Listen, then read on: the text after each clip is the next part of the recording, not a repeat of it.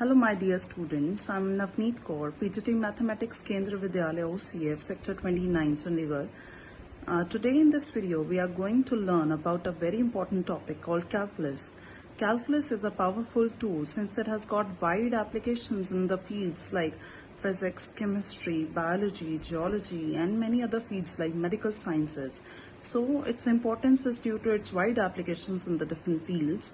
So the questions like with what speed the rocket must be fired into the space so that it never comes to Earth again, or the questions like how to calculate the area under the curve or of the figures enclosed by the curves. Such questions can be easily answered by the branch of calculus called integral calculus. So today our topic is integral calculus. So let us begin with the topic. So students, our today's topic is Chapter 7 of your book, that is integrals. So the learning objectives for this video: after the completion of the video, we will be able to define integrals, identify the process of integration as inverse process of differentiation, recall the symbols used for integrals, derive and recall the basic formulae of integration, interpret the geometrical meaning of indefinite integrals, and solve problems based on properties and formulae of integrals.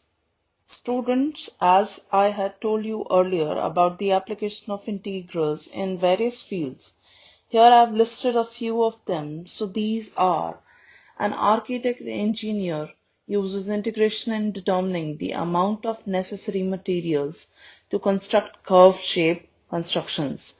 In physics too, integration is very much needed. For example, it helps to calculate the center of mass, center of gravity, and mass of moment of inertia of a sports utility vehicle, to calculate the velocity and trajectory of an object, predict the position of planets, and understand electromagnetism. And the very important use is to find the areas when the sides are curved, that is to find the area between the curves or under the curve. Now next is the types of integrals. Integrals, they are of two types: indefinite integrals and the definite ones. So in this video we'll be focusing on indefinite integrals. So the next slide is definition of indefinite integrals. Let us define the integrals. Now if fx is derivative of function gx, and gx is known as antiderivative or integral of fx, and the process of finding these antiderivatives is called integration. Say d by dx of gx, as you can see on the screen, d by dx of gx is equals to fx, implies integral fx dx is equals to gx plus c. That means if we will find the integral of the derivative of the function, we are going to get the original function or the primitive function. So here the symbols, they have the usual meaning. So this sign denotes the symbol of integration, and fx is called the integrand. Fx is the variable of integration.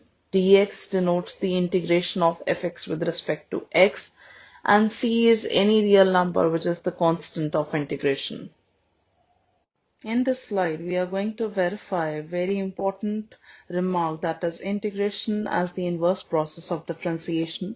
So on the screen, you can see on the left hand side, we have the formula for derivatives, and on the right hand side, we have the formula for the integrals or the antiderivatives.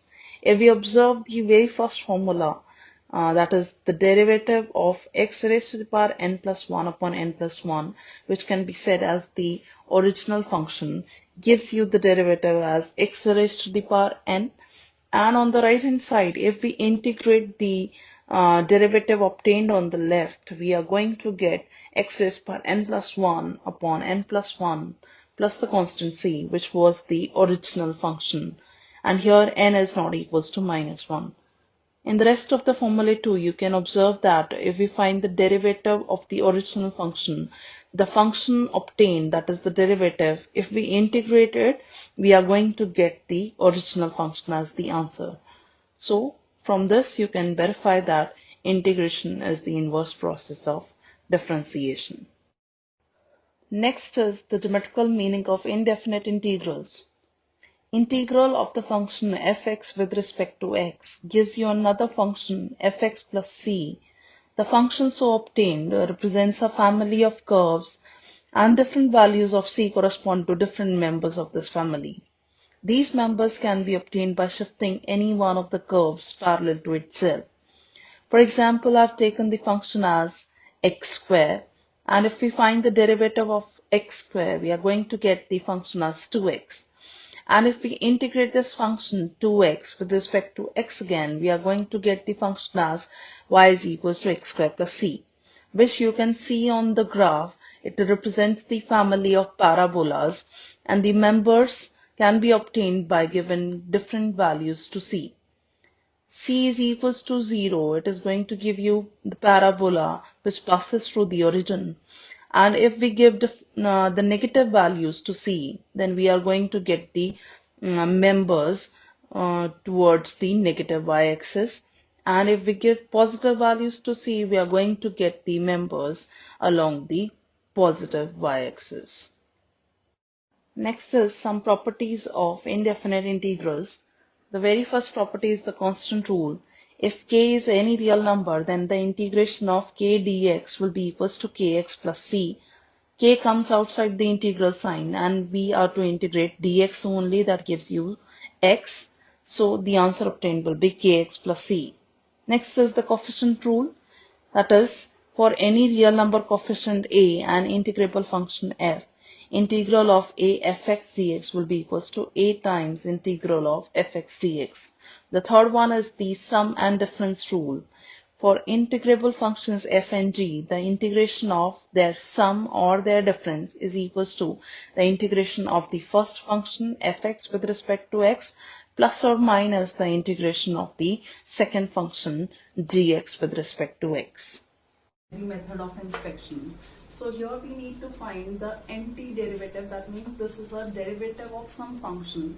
That original function or the primitive function is to be found by the method of inspection here. So let us start with the solution. As I discussed earlier, we need to find the original function whose derivative is going to give me sine 2x. Okay, so I need to find this one function by the method of inspection or by guessing. So let us see how to guess. D by dx of, I know cos of x is going to give me minus of sine x. Okay, so here if I compare the two equations, I can see that the answer I should get, it should be a positive one.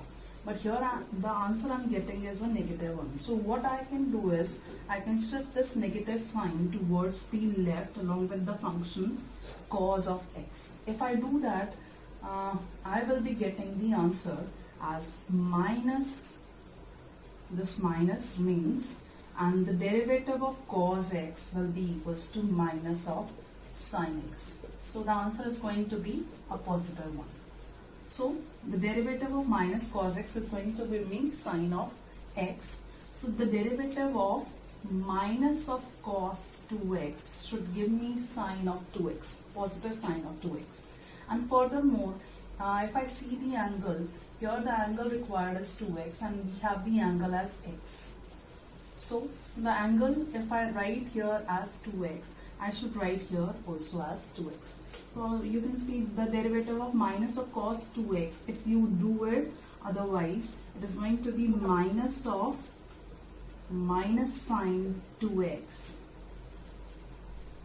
into, further if we use the chain rule that says the derivative of the angle 2x is going to give me 2. So the answer I am going to get is sine 2x along with an extra 2. But the answer required here is sine of 2x only. 2 is not to be seen here. So this 2 should be shifted towards the left along with this function, and it should be written as, or it can be written as, minus of cos 2x divided by 2. So if I differentiate this function, then I'm going to definitely get the answer as sine of 2x. That means this function minus of cos 2x divided by 2 is the antiderivative of the function sine of 2x. Or in other ways, we can calculate this using the integrals also. If it is not told by the method of inspection, then we can do directly the integral of sine of 2x dx. So here this is the symbol for the integral sign, and this is the integration with respect to x.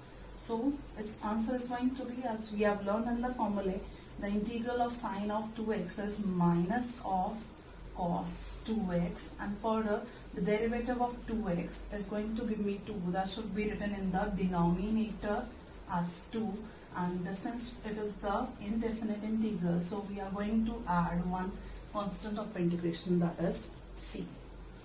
So this is the same answer that we have got here, minus of cos 2x divided by 2 by the method of inspection, and directly doing the integration of sine 2x, we are getting the same answer. Let us take another example. In this question, we need to find the integral of 1 minus x into under root of x.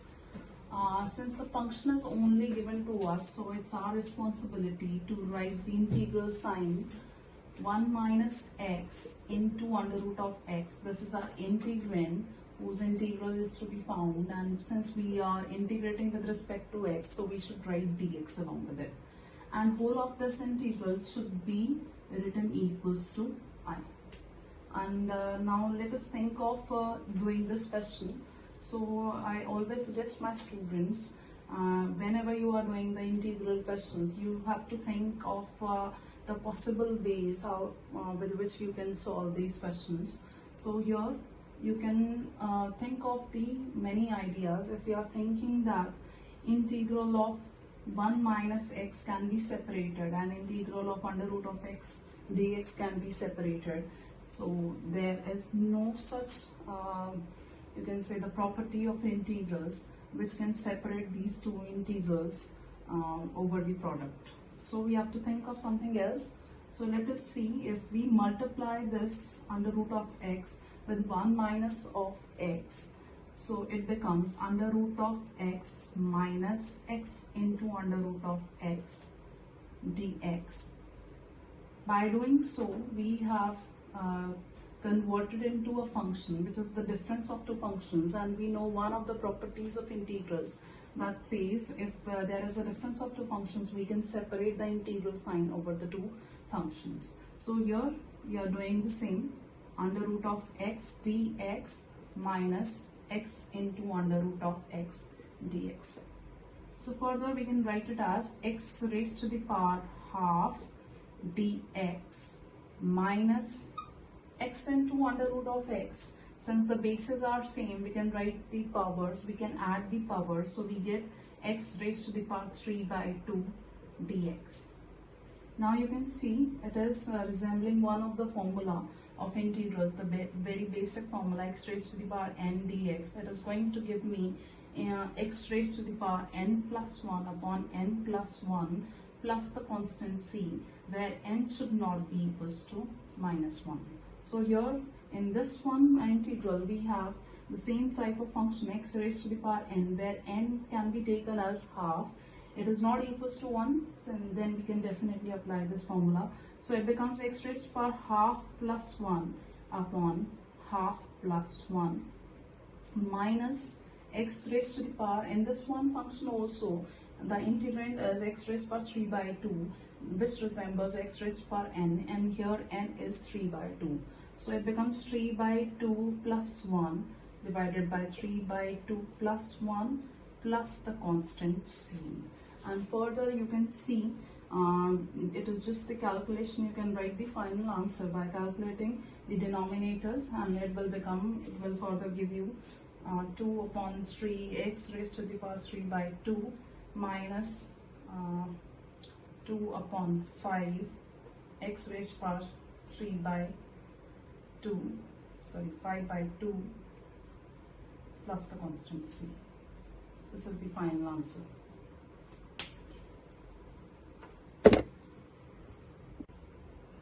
The next question we have is find the integral of secant square x upon cosecant square x.